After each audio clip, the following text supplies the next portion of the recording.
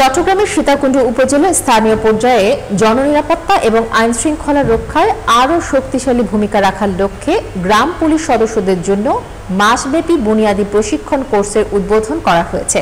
সীতাকুণ্ড প্রতিনিধি মোহাম্মদ রমি জারি জানান, উপজেলা অডিটোরিয়ামে আয়োজিত এই প্রশিক্ষণ অনুষ্ঠানে সভাপতিত্ব করেন উপজেলা নির্বাহী কর্মকর্তা মোহাম্মদ ফখরুল ইসলাম। প্রধান অতিথি হিসেবে উপস্থিত ছিলেন NILEG উপপরিচালক AKM লুৎফর রহমান।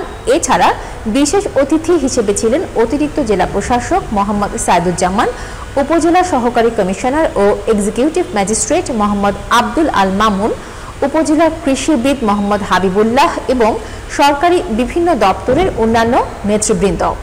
প্রশিক্ষণের মাধ্যমে গ্রাম পুলিশদের নিরাপত্তা নিশ্চিতকরণ, আইন শৃঙ্খলা রক্ষা ও জরুরি পরিস্থিতিতে কার্যকর পদক্ষেপ গ্রহণের ক্ষমতা বৃদ্ধির উপর জোর দেওয়া হবে। আইন বিধি সম্পর্কে অবহিত করা।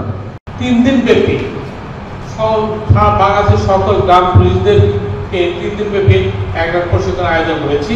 সেখানে সবারই প্রশিক্ষণের ব্যবস্থা করা হবে জেলা পর্যায়ে।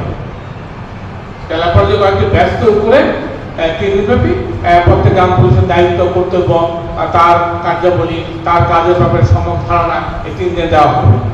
আর তারপরে 1 মাস ব্যাপী বুনিয়াদী প্রশিক্ষণ দেখে দক্ষতা বৃদ্ধির অন্যতম গুরুত্বপূর্ণ মাধ্যম হলো প্রশিক্ষণ, যে প্রশিক্ষণ এখানে আয়োজন